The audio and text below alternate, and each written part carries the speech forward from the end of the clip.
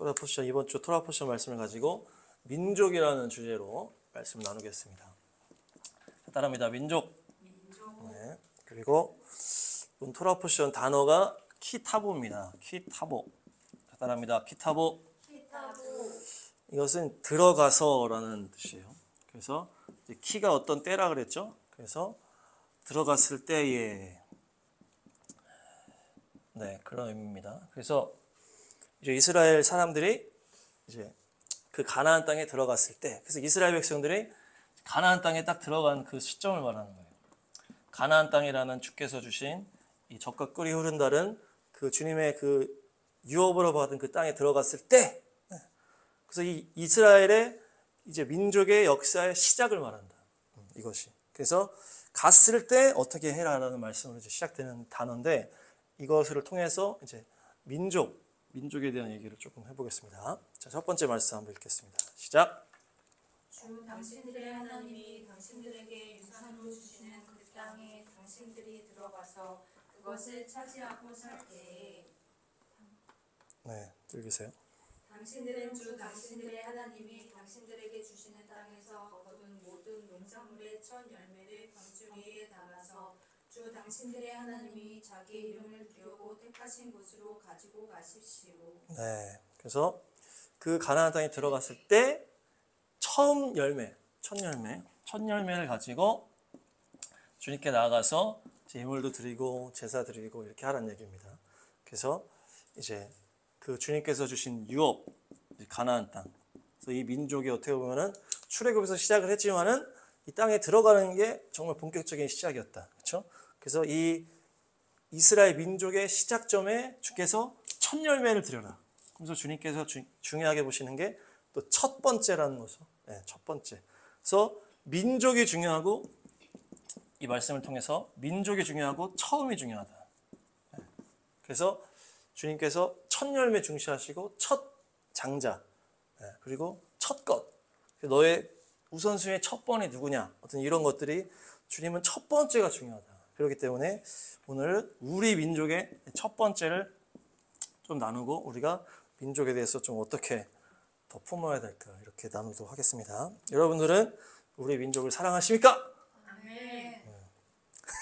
네. 우리가 이렇게 살다 보면은 이 민족보다는 이제 이 개인적으로 우리의 죄인된 그 죄성이 뭐예요? 나를 먼저 생각하는 거예요. 나. 그게 어떻게 됩니까? 가정보다도 나를 더 생각하고, 네. 우리 이웃보다도 나를 더 생각하고, 친구보다도 나를 더 생각하고. 이것이 우리의 이기적이고 우리의 죄성이라는 거예요. 그래서 이 죄성이 있기 때문에 주님께서 이웃을 사랑할 때 어떻게 하라?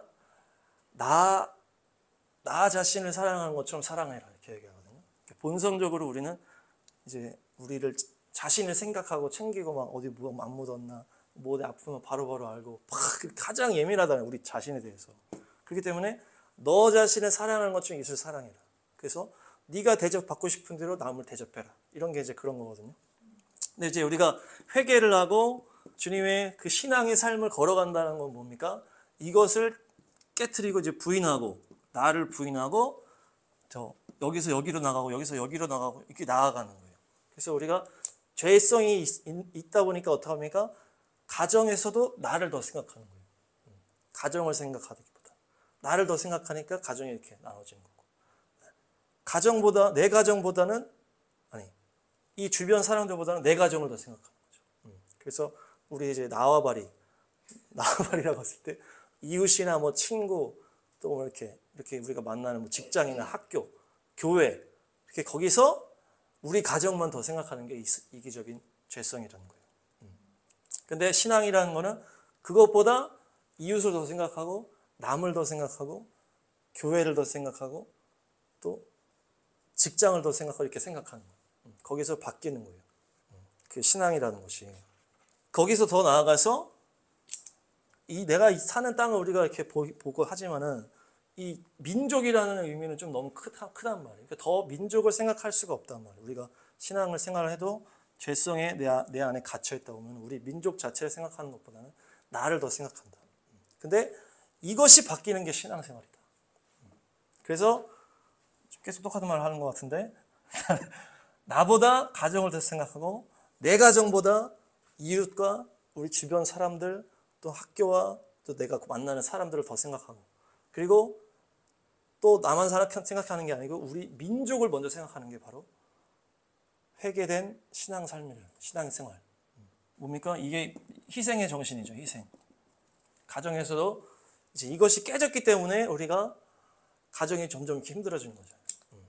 우리의 어머니들의 그 아이콘이 희생 아이콘이잖아요. 근데 요즘에는 막 어디나 막 매스컴도 그렇고 내가 왜 가정을 위해서 희생을 해야 되냐.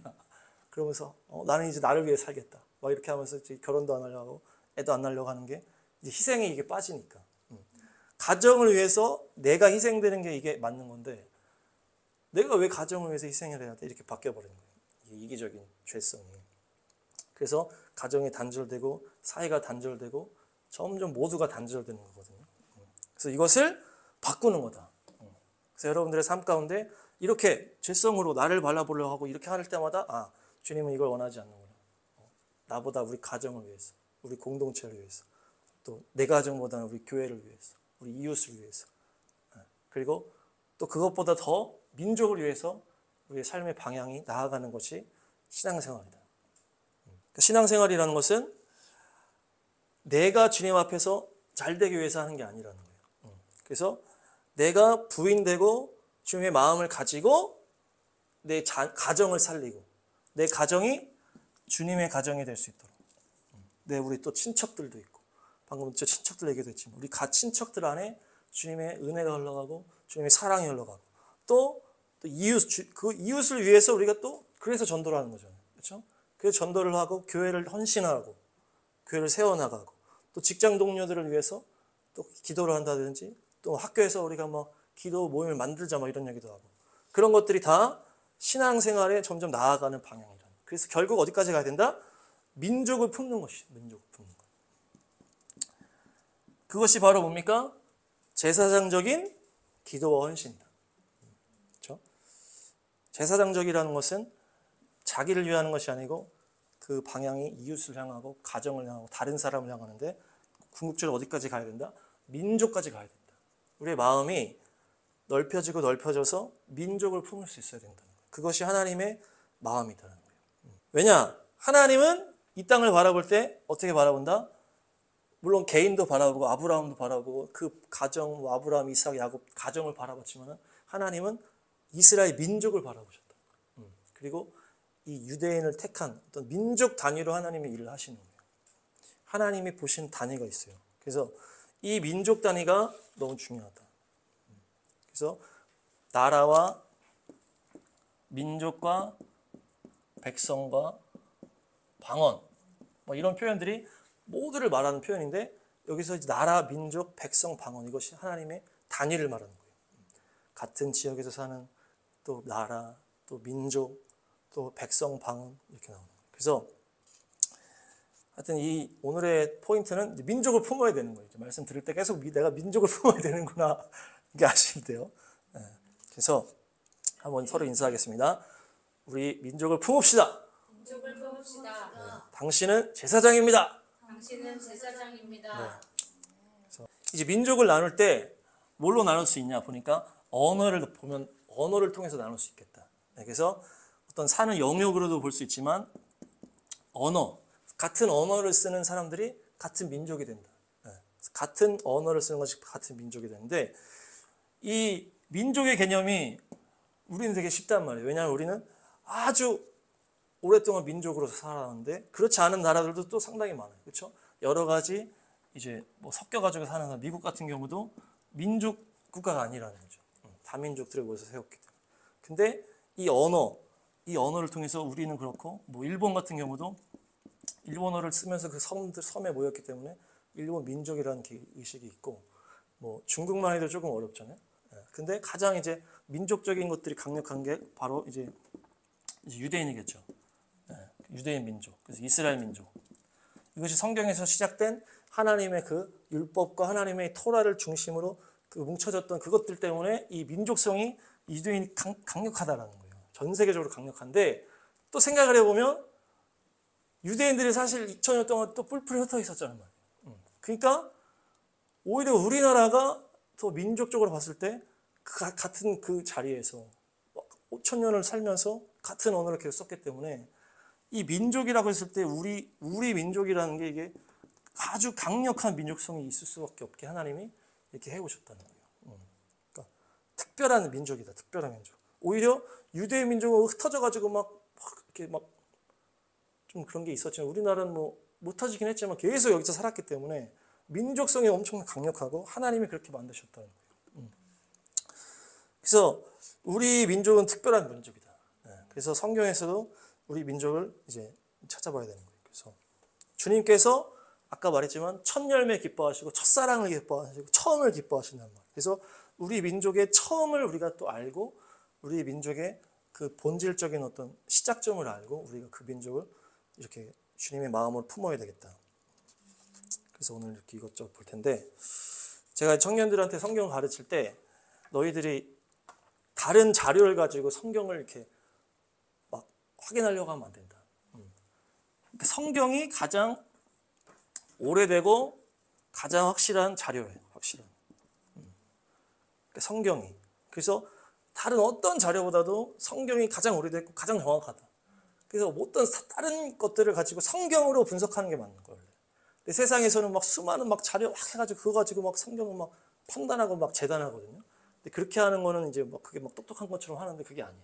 성경이 가장 제일 맞는 거예요. 성경이. 그래서 학교에서 뭐 제 신학교에서도 공부하다 보면 약간 성경은 뒤로 놓고 막 다른 잡다한 자료 가지고 막 성경을 막 이게 맞냐 틀리냐 막 딴단 말이에요. 이 그 시작 자체가 잘못됐어. 하나님을 경외하는 게 지식의 출발이어야 되는데 성경을 경외하지 않고 아무리 이게 연구 아무리 해도 소용이 없어요. 그래서 이게 가장 중요한 거예요. 성경을 가장 기초로 해서 우리가 다른 걸 다 판단할 수가 있는 거예요. 그러니까 성경이 나온 게 제일 맞는 거예요. 그래서 제가 그때 짧게 얘기했지만 창조만 해도 되게 생각할 때는 이거 창조가 성경이 되게 대충 써놓은 것 같다고 느꼈는데 알고 보니까 성경이 가장 정확했던 거예요. 명령어를 통해서 우리가 인간이 컴퓨터 세상 만드는 것처럼 가장 정확하게 명령어를 통해서 창세기가 가장 정확하게 말했다고 했잖아요. 그렇죠? 그래서 이 성경에 있는 것이 가장 정확합니다. 이거를 여러분 머리에 계속 넣으셔야 돼요. 그래서 딴 사람들 그렇게 안 믿어요. 그렇게 해도 근거를 그냥 성경에서 무조건 들이밀어야 돼요. 아무리 그쪽에서 뭐 다른 잡다한 자료 가져와도 성경이 제일 맞다고 우리는 성경 가지고 싸워야 된다. 그래서 뭡니까? 우리나라의 민족의 시작도 결국 어디에 있다는 거예요? 성경에 있는 거예요. 성경에. 그래서 그게 가장 정확한 거예요. 노아 홍수 이전에는 사람들이 얼마나 살았어요? 막 900살 이상 살았단 말이에요. 하늘에 물층이 있었고 막 뜨겁고 더운 게 없었다. 다 날씨가 좋았기 때문에 하나님의 창조의 흔적이 남아 있어서 죄악 이후에 우리가 결국에 죽었지만 900년을 살고 죽었어요. 그러니까 이제 그 앞에 세상은 이제 좀 특별한 세상이라고 보고 노아 홍수 이후에 이제 나이들이 막 줄어들면서 이제 막 흩어지면서 이런 스토리가 나온단 말이죠. 거기서부터 우리 민족을 찾을 수가 있는 거예요. 그래서 노아 홍수 이후에 자녀가 누굽니까? 셈, 함, 야벳 이렇게 셋이서 딱 흩어지게 됐어요. 흩어지게 되면서 이제 그 앞에 그 스토리가 10장이 나오고 11장에 바벨탑이 나오면서 쭉 흩어지는데 그러니까 바벨탑을 통해서 민족들이 흩어지기 시작하는 거예요. 아까 민족이 뭘로 연결된다고 했어요? 언어를 통해서 연결된다고 했잖아요. 그래서 사람들이 홍수 이후에 우리가 떠나지 말고 막 한 곳에 모여서 막 성을 쌓자고 막 하면서 또 홍수날 수 있으니까 막 그럼 하나님 대적하면서 했는데 하나님이 이제 흩어버린 거예요. 그러면서 다 흩어지게 됐는데 그러면서 이제 민족들이 나누기 시작하면서 그 부분에 우리의 출발점을 찾을 수 있다는 거예요. 그래서 한번 말씀드릴게요. 창세기 10장. 벨렉은 두 아들을 낳았는데 한 아들의 이름은 그의 시대에 세상이 나누었다고 해서 벨렉이라고 하였다. 벨렉의 아우 이름은 욕단이다. 욕단은 알모닷과 셀렉과 하살마일과 예라와 모빌과 하일나가 유박을 낳았다. 이 사람들이 모두 욕단의 자손이다. 아멘. 그러니까 10장에 보면 창세기 10장에 보니까 홍수 이후에 막 흩어진 민족들에 대해서 막 나열을 돼 있어요. 뭐 함의 자손은 쭉 이렇게 돼 있고 뭐 거기서 가나안도 나오고 막 하는데 거기서 에벨이라는 사람이 나옵니다. 에벨이라는 사람이 어떻게 합니까? 아들을 낳았어. 아들을 낳았는데 이제 이 에벨이라는 사람이 첫째 아들의 이름을 지었는데 첫째 아들의 이름을 뭐라고 지었다는 거예요? 벨렉이다라고 지은 거예요. 근데 우리가 성경에서 보면 사람이 이제 사람 아들의 이름을 지을 때 그때 당시 하나님의 감동이나 어떤 하나님의 어떤 감동을 준다든지 아니면 그때 당시 중요한 상황들을 이름에 넣는 경우가 있는데 그게 이제 바로 에녹이에요. 에녹. 에녹이 살다가 이제 무두셀라를 낳았단 말이에요. 무두셀라. 네. 무두셀라가 낳을 때 하나님께서 에녹에게 이 노아의 홍수에 대한 심판을 탁 알려주신 거예요. 그러니까 에녹이 무두셀라를 낳을 때 아들의 이름에다가 뭘 넣은 거예요? 이게 원어로 보면 메투셀라흐입니다. 메투셀라. 자, 따라합니다. 메투셀라흐. 네, 이것이 이제 창의 사람이라는 뜻이에요. 창의 사람. 창의 사람이라는 뜻인데 이제 이 창의 사람은 고대 전쟁할 때 맨 마지막 맨 뒤에 서는 사람이에요. 창의 사람. 그래서 이 사람까지 죽으면 이제 뒤에는 다 부녀자들 이렇게 맨 최후방을 지키는 사람이에요. 최후방. 네, 그래서 앞에 다 죽고 만약에 창의 사람까지 죽으면 다 죽는 거예요. 그래서 이 메투셀라라는 이 뜻이 뭐예요? 얘가 죽으면 다 죽는다. 이게 그렇게 되는 거예요. 그래서 이 무두셀라가 죽으면 이제 하나님이 이 땅을 심판한다라는 하는 그 내용을 이 아들의 이름에 넣었단 말이죠. 그래서 이 무두셀라가 죽을 때 심판이 딱 왔어요. 이 무두셀라가 969살까지 가장 길게 살면서 하나님의 자비하심을 보여준 사람이었고, 근데 이런 것처럼 에벨이 첫째 아들을 낳을 때 벨렉이 아들의 이름을 벨렉이라고 지었는데 이것이 뭐다? 이게 난이다라는 뜻이라는 거예요. 난이다. 그래서 이 당시에 그 바벨탑 사건이 있었을 것이다. 그래서 에벨의 자녀를 낳을 때에 바벨탑 사건이 있으면서 언어가 혼잡해지면서 사람들이 뿔뿔이 흩어졌다는 거예요. 그러면서 이때부터 사람들이 막 흩어져 나가는데 벨렉은 그런 이름으로 난이다라는 이름으로 벨렉의 이름을 지었고 이 에벨의 둘째 아들의 이름이 욕단이라는 거예요. 욕단. 그래서 이 욕단이 동쪽으로 쭉 갔다. 그래서 한번 읽어볼게요. 30절 시작. 그들이 사는 곳은 메사에서 스발에 이르는 동쪽 상단 지방이다. 이 욕단의 자녀들이 어디로 흘러갔다는 거예요? 동쪽으로 쭉 갔다는 식으로 딱 써 있는 거예요. 동쪽. 근데 거기 막 그 세맘 야벳의 막 자손들 쭉 보면은 어떤 방위가 나온 게 하나도 없어. 그냥 어느 지역으로 갔다더라, 어느 지역으로 갔다더라, 아니면 뭐 사방으로 흩어졌다더라 이렇게 하는데 유독 이 욕단만 동쪽으로 갔고 거기 산지 쪽으로 갔다 이렇게 써 있어요. 그래서 여기 스발이라는 단어가 나오는데 그래서 이 스발이 이제 시베리아일 거다. 시베리아라 말할 거다. 근데 시베리아가 산지인데 동쪽엔 산지인데 상당히 멉니다. 이게 이렇게 그 가나안 땅이라고 생각했을 때 거기서 이제 시작해서 아주 멀리 가야 이렇게 시베리아가 있고 거기를 넘어가면은 이제 좀 있으면 한국이에요. 그러니까 그쪽으로 이동했다고 이제 알려주는 거예요. 그때 당시에 막 세상이 나뉠 때 에벨이 벨렉과 욕단을 낳았는데 벨렉은 이렇게 이름에다가 난이다라는 이름을 넣었고 욕단은 동쪽으로 쭉 이동했다 이렇게 얘기를 하는 거예요. 이 욕단이 동쪽으로 쭉 가서 결국 어느 나라를 세웠다는 거예요? 우리나라를 세웠다는 얘기예요. 우리의 처음 그러니까 이 욕단의 흐름 자체가 우리나라의 이제 시조의 이제 그 초창기의 그림일 거라는 얘기죠. 그러니까 성경에서 나타나는 우리 대한민국의 처음 그 시작이 여기 딱 나와 있는 창세기예요. 이게 아주 재밌는 표현인 거예요. 근데 재밌는 건 또 뭡니까? 이 형의 이름 벨렉인데 이 벨렉에서 누가 나왔어요? 아브라함이 나온 거예요. 그렇기 때문에 이 욕단에서 쭉 가가지고 이제 대한민국에 세웠잖아요. 그러니까 벨렉은 욕단의 형이란 말이에요. 그러니까 우리가 유대인과 우리나라가 형제자매가 아니고 형제나라잖아요. 형제나라. 형과 아우의 그런 시작으로 시작했다는 얘기예요. 그래서 기록이 여기에 있다. 재미있는 거는 이제 언어인데 이제 우리가 이제 언어가 민족을 말한다 그랬어요. 근데 이 언어학자들을 말하는 것 중에 가장 오래된 언어 중에 하나가 수메르어라는 언어가 있어요. 근데 이 언어가 고대 언어예요. 그때 당시에 막 초창기에 썼던 언어인데 여기서 말하는 것 중에 하나님을 표현하는 단어가 뭐냐면 하나님을 표현하는 단어가 알이라는 표현이에요. 알이라. 그래서 이제 히브리어에서는 하나님을 엘이라고 하거든요. 그러니까 이제 여기서 나왔을 것이다. 그러니까 이제 그때 당시에 수메르가 이제 알이라는 표현이 하나님을 말하는 표현일 거라는 거예요. 근데 우리 언어를 보면 알이라는 표현이 많이 연결되어 있다는 거예요. 그래서 거기서 나온 게 아리랑이다. 아리랑.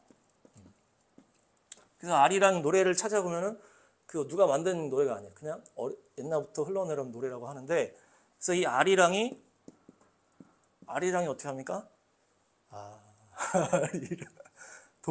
동쪽에 써있지 않지만 산을 넘어갔다는 표현이 있어요. 그러니까 이제 이 아리랑이라는 것은 하나님과 함께라는 뜻이라는 거예요. 하나님과 함께 동쪽으로 산을 넘어왔다는 거죠. 그래서 우리나라 표현에 이 아리랑이라는 단어가 이제 이 수메르와 연결됐기 때문에 우리의 어떤 언어가 그쪽에서 왔다는 얘기죠. 그리고 뭡니까? 성경에 보면은 아라랏산이라는 게 나오거든요. 아라랏산.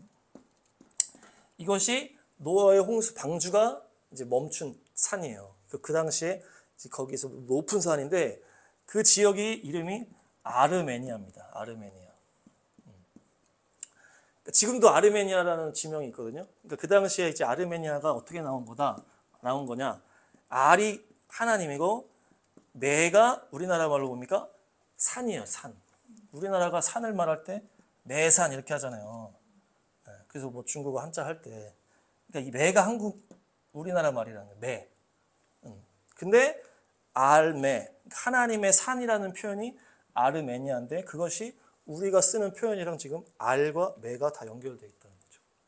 그러니까 이 알이랑이 우리나라의 어떤 그런 알이랑 그렇게 연결된다는 거고, 이제 그때부터 연결됐다는 얘기예요. 그래서 성경에서 말하는 게 다 이렇게 이어졌다는 얘기고, 우리나라 삼국유사에 보면은 우리나라 막 그 뭐 고구려나 막 백제 거기 시조들이 어디서 태어났다 그래요? 알에서 태어났다 간단 말이에요. 알에서.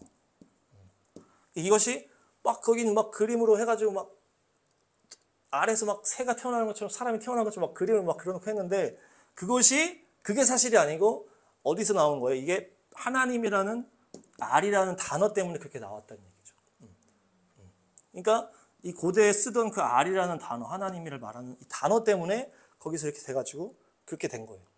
그러니까 그들이 하나님 안에서 하나님 쪽에서 왔다라는 것을 사람들이 얘기하다가 이렇게 나왔다는 얘기죠. 그러니까 이제 우리가 말하는 이 언어가 거기서부터 시작된 언어라는 얘기죠. 그 수메르어와 연결이 돼 있다.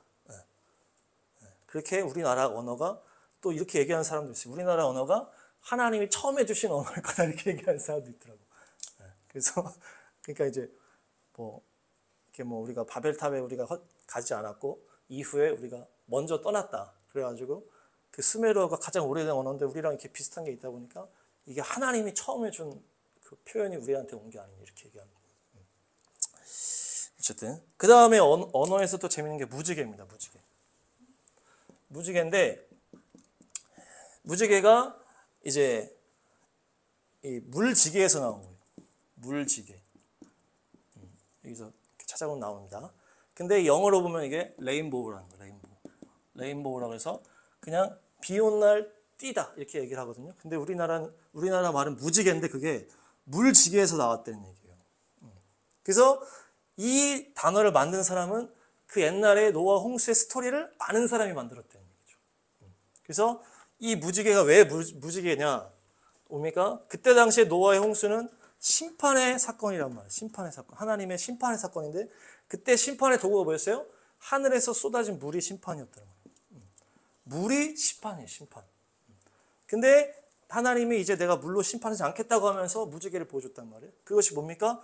이제 이 지게라는 게 뭐예요? 지게가 이제 자기가 짊어진다라는 표현이잖아요.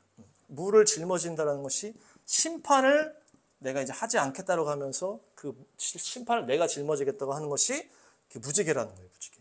그래서 하늘에 이렇게 하는 게 우리가 지게가 이렇게 무지개랑 비슷하게 생겼잖아요. 이렇게 지게 어떻게 생긴지 아시죠? 하여튼 이렇게 생겼어요. 하여튼 짝대기 이렇게 있고 이건 자료를 좀 봐야 되는데 그것이 이제 우리가 나무도 지고 물도 계속 지는 지게가 물지개에서 나온 거다. 그래서 무지개가 물지개다. 이 단어가 우리나라 안에 있는 단어라는 얘기예요. 그러니까 외국 사람들은 이걸 모르고 그냥 레인띠라고 그랬는데 우리나라는 그것을 알았다는 얘기예요. 하나님의 심판 이후에 하나님께서 심판하지 않겠다고 하는 증거로 보여준 것이 물지개다. 그래서 거기서 연결하면은 우리가 복음적으로 또 연결하면 뭡니까? 우리가 예수님의 십자가가 주님께서 자기가 직접 심판을 짊어졌잖아요. 그 지계의 원리. 본인이 예수님이 직접 그 심판을 짊어진 것이 그 십자가로 연결되는 거예요. 십자가도 잘 보면 지게랑 비슷하게 생겼다. 특별히 이제 한문, 한자를 얘기하는 사람들도 이제 중국에서 연구를 하는 게 동이족이 한문을 만들었다 이렇게 얘기하거든요. 동이족. 중국에서 말하는 동이족이 이제 우리나라로 온 사람들을 보통 말하는 거예요. 그래서 우리나라 사람들이 이 한자를 만들었을 것이다 이렇게 우리 선조들이. 근데 그들이 한자 안에 뭘 넣어놨다는 거예요? 하나님의 역사들을 다 넣어놨다는 거예요. 그래서 한자에 보면은 막 뭐 타마다라는 단어가 보면 뭐 나무 두 개를 딱 그려놔 있고, 그리고 또 뭐 노아의 홍수가 그 배라는 글씨가 8이라는 숫자가 들어가 있고 8명이 그 배에 탄 것이 큰 배를 말하는 배선이다. 이렇게 해서 한자 안에 하나님의 그 창조의 창세기 스토리가 다 들어가 있더라고요. 그러니까 이제 하여튼 한마디로 뭐냐면 우리나라의 처음에 우리나라를 만든 사람들은 하나님의 그 믿음을 가지고 온 사람들이라는 거죠. 그래서 이 알이라는 것도 그렇고 이 무지개도 그렇고 이 한자도 그렇고 믿음이 있는 하나님의 백성들이 이 땅으로 넘어와서 이 땅에 나라를 세웠다는 얘기예요. 그러니까 맨날 우리가 막 교회 얘기하고 이렇게 하면은 오래된 나이 드신 분들은 왜 우리나라 종교를 믿어야지 왜 서양 종교를 믿어 이렇게 한다. 그때 말할 수 있는 게 바로 이거다. 아닙니다. 우리나라 옛날에는 다 믿음이 있었습니다. 이렇게 얘기할 수 있는 증거가 성경에 있고 이게 다 이런 연결이 된다는 얘기예요. 그리고 우리나라를 세운 사람들이 믿음의 조상이라는 게 또 고인돌이 또 증거인데 얼핏 한번 얘기한 적이 있는데 고인돌이 뭡니까? 이 전 세계 딱 분포도를 보면은 이 고조선 우리나라 최초의 그 나라의 그 영역에서 가장 많이 고인돌이 나타나는 거예요. 거의 뭐 90% 이상이 이 고인돌이 90% 이상이 고조선 영역에 있다는 얘기예요. 여기 파주 앞에도 있단 말이에요. 고인돌이. 이것에 대한 흔적이 오늘 토라 포션 신명기 말씀이에요. 한번 읽어주세요. 신명기 27장 시작. 또 거기에서 주 당신들의 하나님께 드리는 제단을 만들되 새 연장으로 다듬지 않은 자연석으로 제단을 만드십시오. 당신들은 다듬지 않은 자연석으로 주 당신들의 하나님의 제단을 만들고 그 위에 번제물을 올려 주 당신들의 하나님께 드려야 합니다. 그러니까 여기서 제단을 만들었는데 돌제단을 만들려고 하거든요. 돌제단을 만드는데 이 돌을 어떻게 알아? 다듬지 않은 돌로 자연석이라고 나와 있어요. 자연석. 그러니까 뭐 쇠로 이렇게 딱 깎아가지고 네모나게 만들지 말고 그냥 자연의 큰 돌을 가지고 그대로 거기다가 세워가지고 거기다가 이렇게 세워서 어떻게 하라는 얘기예요? 이 위에다가 재물을 넣고 태워서 예물을 드려라. 제단을 만들어서 제사를 드려라. 이렇게 표현을 했단 말이에요. 그러니까 이제 하나님이 원하는 돌을 세우는 제사는 어떻게 하는 거예요? 다듬지 않은 돌이 핵심이 다듬지 않은 돌. 근데 이 고인돌을 보니까 이 보신 분은 다 알 거예요. 이게 다 다듬지 않은 돌로 이렇게 세워서 이 위에 넓적한 걸 딱 댄단 말이에요. 근데 이제 사람들이 이제 모르니까 이 고인돌이 뭐라 그래요? 무덤이다 이렇게 얘기해요. 무덤이다. 왜 무덤이라고 생각하는지 모르겠지만 뭐 밑에 뭐가 있었어 뭐 무덤이라고 생각하는데 그 이제 네이버나 자료를 찾아보면은 이 고인돌이 무덤이라고도 하고 제단이라고도 한다 이렇게 딱 돼 있어요. 그러니까 이제 여러 가지 이제 뭐 조사한 사람들이 이게 뭐 터무니없는 얘기가 아니라는 얘기예요. 근데 성경에 보면 다듬지 않은 돌을 세워서 거기다 위에다가 재물을 놓고 태워서 예물을 드리라. 그러니까 이것이 제단이라는 얘기예요. 제단. 그러니까 고조선 사람들이 믿음을 가지고 넘어와서 이곳에서 뭐 했다는 얘기예요? 제단을 해서 예물을 드렸다는 거예요. 예배를 드렸다는 얘기죠. 예배. 그래서 이게 크기가 큰 건 뭡니까? 많은 사람들이 같이 예배 드릴 땐 큰 돌을 해가지고 이렇게 해서 예배 드렸다. 그리고 제 산에 가면 또 이런 고인돌 유적지가 많아요. 산 막 꼭대기층에. 그래서 무덤을 누가 산 꼭대기에다 만드냐. 근데 거기서 작은 막 고인돌 같은 게 딱 있고 그것이 다 왜 있는 거예요? 예배 드린 흔적이에요. 예배 드린. 그래서 우리 선조들이 뭡니까? 하나님을 믿는 믿음을 가지고 아리랑 노래를 부르면서 욕단에 거기서 시작된 사람들이 믿음을 가지고 아리랑 노래를 부르면서 넘어와서 이 나라를 세워서 믿음의 나라를 처음 세웠다는 얘기예요. 그렇게 해서 시작된 거예요. 이스라엘의 동생 나라. 동쪽 끝으로 몰아놓고 하나님이 마지막 때 쓰기 위해서 몰아놨단 말이야. 그래서 하나님이 그때 당시 이스라엘을 이렇게 하셨기 때문에 동쪽에 그냥 놓은 거예요. 동생 나라를. 근데 이제 그 이후에는 이제 뭐가 들어오는 거예요? 이제 막 사단의 역사가 시작돼가지고 이제 뭐 불교 들어오고 뭐 유교 들어오고 막 토속 신앙이 들어오면서 용이 들어오고 그래가지고 막 나라에 보면 다 용으로 다 바뀌어 있고 그러면서 이 나라가 믿음을 잃어서 이 성경에 말 맞다는 어떻게 됩니까? 계속 침략받고 막 이렇게 하면서 고단한 인생을 살았던 거예요. 고조선을 세웠을 때는 그때 당시에 믿음이 있었기 때문에 고조선이라는 나라가 되게 강력했다 그래요. 근데 이후에 이제 사단의 문화가 막 들어오면서 믿음을 잃어버리고 이렇게 하면서 어려움 가운데 이렇게 있다가 마지막 때 하나님의 때가 참에 복음이 돌고 돌아서 동쪽 끝에 있었던 우리나라에 복음이 들어왔다. 그래서 이 나라가 다시 이렇게 마지막 때 하나님이 높이셨다는 얘기예요. 그러니까 이것이 하나님이 이 민족을 이 성경에서 기록한 대로 아주 오래전부터 하나님이 계획한 민족이 바로 우리 민족이다. 우리 민족. 할렐루야. 네. 그래서 우리 민족이 어떤 민족인지 우리 민족의 시작을 성경에서 찾아볼 필요가 있고 우리 선조들이 믿음을 가지고 이동한 민족이다. 그것을 우리가 알아야 된다. 우리 시작을 알아야 되기 때문에. 그래서 그 신명기의 축복과 저주 내용처럼 우리나라가 그렇게 축복 가운데 있다가 믿음을 잃어버리고 또 저주 가운데 있다가 하나님의 때의 마지막 때 또 믿음이 탁 폭발하면서 축복에 올라가고 있다는 얘기예요. 그래서 신명기의 말씀 보시면 이제 뭐 간단해요. 거기는 이제 그 축복과 저주의 내용이 나올 때 하나님 말씀대로 살게 되면은 축복이고 하나님 말씀을 거부하고 살지 않으면 저주라. 이런 내용이 이제 막 쭉 나옵니다. 근데 그 중에 아주 무서운 말씀들이 많은데 레위기에 보면은 저주에 대한 내용이 엄청 많이 나와 있는 가운데 니네가 이렇게 했는데도 안 돌아와? 그럼 7배로 하겠다. 이렇게 돼 있어. 근데 또 안 돌아와? 또 7배로 하겠다. 그렇게 해서 막 한 4번 정도로 7배로 막 한다는 얘기가 있고 계속 막 하여튼 막 안 좋은 스토리가 다 저주에 있는데 오늘 신명기 말씀에도 이런 표현이 있어. 한번 읽겠습니다. 28장 63절 시작. 주님께서는 당신들을 잘되게 하여 주시고 기뻐하신 것처럼 또 당신들이 번성함을 보시고서 기뻐하신 것처럼 당신들이 멸망한 것을 보시고서도 기뻐하실 것입니다. 그렇게 되면 당신들은 당신들이 들어가서 차지할 그 땅에서 뿌리가 뽑히고 말 것입니다. 네. 그러니까 주님께서 우리가 하나님 말씀 따라서 살 때 축복을 주실 때 우리가 회복되는 것을 보고 기뻐하는데 어떻게 하는 것도 기뻐한다는 거예요. 우리가 말을 안 듣는데 하나님의 심판을 받아 저주받아 멸망하는 것을 보면서 기뻐하신다는 표현이 있어요. 아주 무서운 표현이죠. 멸망당하는 것을 보면서도 기뻐하신다. 기뻐하다라는 게 이제 수스라는 단어인데 기뻐하고 즐거워하다. 이 신명기의 축복과 저주의 말씀을 보면 우리는 뭐 저도 그랬는데 그냥 개인적으로 되게 많이 받았던 것 같아요. 내가 말씀대로 살면 내가 축복을 받고 내가 말씀대로 안 살면 내가 저주를 받을 수 있구나. 물론 우리가 예수님의 그 보혈의 능력으로 저주에서 다 해방되었지만은 어쨌든 이 삶의 원리라고 그랬죠. 제가 설명서라고 했는데 이것이 오늘 더 보여주시는 건 뭐냐면 이 하나님의 신명기의 축복과 저주의 대상의 민족이라는 거예요. 민족에게 하시는 말씀이라는 거예요. 민족에게. 이스라엘 백성들에게 말씀하시는 거예요. 너희들의 민족이 내 말씀을 거부하고 내 말씀을 떠나서 죄 가운데 악함 가운데 있으면은 저주로 간다는 얘기예요. 물론 뭐 한 명한테도 연결될 수 있지만 지금 이 말씀의 상황은 뭐냐는 거예요. 민족에게 하시는 말씀이에요. 민족에게.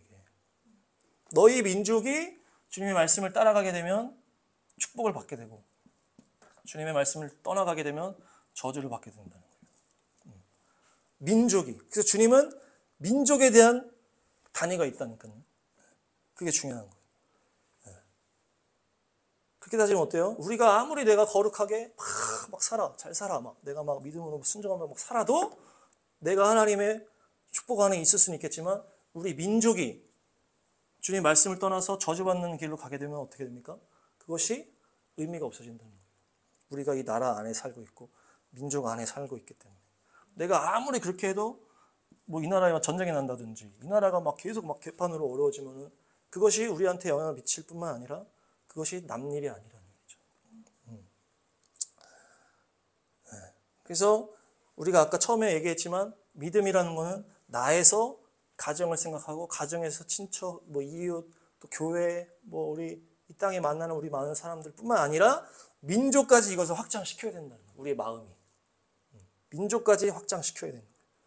그래서 우리의 죄악에 뭐 회개하는 건 당연하고 이 민족의 죄악을 나의 죄악으로 우리가 짊어지는 것이 제사장적 기도라고 그러잖아요. 그것이 그냥 우리 통일이니까 우리 이렇게 기도하는 거야. 기도의 어떤 방식이야. 이런 게 아니고 정말 민족과 내가 하나가 되는 거예요. 이제 옛날 분들은 막 어떤 민족적인 어려움 가운데 막 그런 마음이 다 있었잖아요. 막 뭐 민족이 나라가 팔리고 막 그런 가운데 목숨 걸고 민족에 대한 그런 걸 했는데 지금은 그 시대가 아니야. 이렇게 얘기할 수 있는데 그게 아니라는 거예요. 하나님의 이 말씀은 단위가 민족 단위라는 거예요. 단위가. 그래서 이방인의 사도로 헌신한 사도 바울이 로마서 9장에서 뭐라 그러는 거예요? 내가 막 고통 가운데 내가 한 가지를 말하겠다고 하는 거예요. 그럼 로마서 읽어주세요. 시작. 나에게는 큰 슬픔이 있고 내 마음에는 끊임없는 고통이 있습니다.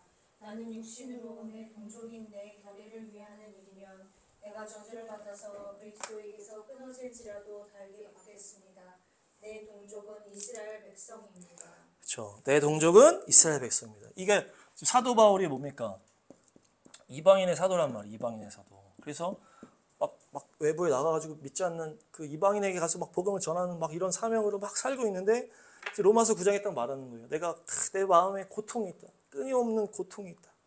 내 결애가 지금 주님을 떠나서 주님을 박해하고 막 이렇게 막 눈과 귀가 닫혀져서 있는데 내가 이것 때문에 너무 고통스럽다는 거예요.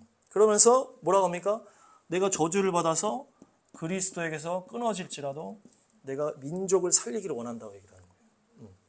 이게 사도 바울이 그냥 유대인이었기 때문에 얘기한 게 아니고 기본적으로 사람이라는 것은 민족 안에 가치 있는 존재라는 거예요. 민족 안에 가치 가는 존재라는 거예요. 그리고 하나님이 그걸 원하신다. 모세가 똑같은 기도를 한 거예요. 모세가 하나님이 막 금송아지 숭배하고 하나님 막 그렇게 하니까 내가 얘네 다 쓸어버리고 너부터 내가 다시 시작하겠다 했으니까 모세가 그럼 저부터 다시 시작합시다. 이게 아니. 그렇게 생각할 수 있단 말이에요. 나만 생각하는 사람. 근데 모세는 그게 민족은 나랑 같은 거예요. 그랬기 때문에 내가 생명책에서 지워질지라도 주님 당신의 민족이 아닙니까? 주님이 구원해낸 민족이 아닙니까? 살려달라고 막 해가지고 40일 금식하면서 그렇게 하나님의 마음이 돌아간 거예요. 그게 또 하나님의 마음이었고 모세가 그것을 알고 그렇게 제사장적인 기도를 했다는 얘기죠. 예수님도 예루살렘 성을 보면서 탄식하며 우시고 너희 자녀들을 위해서 울라하시고 주님 저들이 알지 못해서 저럽니다. 저들을 용서해달라고 하시면서 십자가에서 만인을 위한 구원을 완성하셨지만 그 유대인을 향한 그 사랑이 있으셨다는 거죠. 그래서 우리의 믿음의 완성이 뭡니까? 민족까지 우리가 품어야 된다. 물론 뭐 초신자들은 뭐 자기 챙기기 바쁘겠지만 우리가 또 뭐 살다 보면 우리 문제가 있어서 뭐 그럴 수 있겠지만은 우리가 신앙으로 나아가면은 결국 어디까지 품어야 된다는 거예요? 민족까지 품어야 된다는 거예요. 그것이 하나님의 뜻이에요. 하나님 민족 단위로 이 세상을 보고 계시고 같은 걸로 본다. 같은 걸로. 그래서 우리가 북한 백성을 위해서도 저 사람들이 불쌍해서 어려운 가운데 있으니까 우리가 구원해야 되는 것도 맞지만 저들이 우리 민족이기 때문에 전 세계에 얼마나 불쌍한 사람이 많이 있겠어요. 아프리카에도 많이 있고. 근데 우리가 저들을 살려야 되는 이유가 뭡니까? 우리 민족이기 때문에. 같은 역사를 가지고 같은 말을 쓰는 우리 민족이 저렇게 악함 가운데 있기 때문에 내 문제인 것처럼 우리가 기도를 해야 되는 거예요. 그것이 하나님이 원하는 거예요. 민족까지 우리가 품을 수 있어야 된다. 그것이 하나님의 뜻이다. 나를 넘어서 가정을 품을 수 있어야 되고 교회를 품고 이웃을 품고 다 품을 수 있어야 되고 더 나아가서 민족까지 품어야 되는 게 하나님의 뜻이다. 그래서 우리에게 맡기신 민족이다. 이 민족은 나와 같은 그거예요. 같은 존재라는 거예요. 그래서 이 민족은 나랑 동등한 존재구나. 그래서 내 문제라고 생각을 하고 이렇게 우리가 기도를 해야 되는 거죠. 우리가 기도할 때도 어떤 막 일거리로 기도하는 게 저도 그랬던 것 같아요. 그냥 어떤 기도할 일이니까 민족과 나를 동일시하는 마음이 적다 보니까 그냥 나라 위해서 기도하고 이 사명을 위해서 주셨으니까. 근데 그게 아니라 내 믿음과 민족의 믿음이 같이 간다는 거예요. 그게 같은 거라는 거 하나님 앞에서. 그래서 우리가 민족을 품고 주님 마음에 주님과 같은 마음으로 이제 아버지의 마음으로 품어야 되겠죠. 주님이 볼 때는 다 민족이 그냥 하나의 아들일 거예요. 주님이 볼 때는. 그래서 우리가 그런 주님의 마음으로 우리 민족을 품고 또 우리 땅에 죄악을 놓고 우리가 회개하고 그러시길 축복합니다. 네.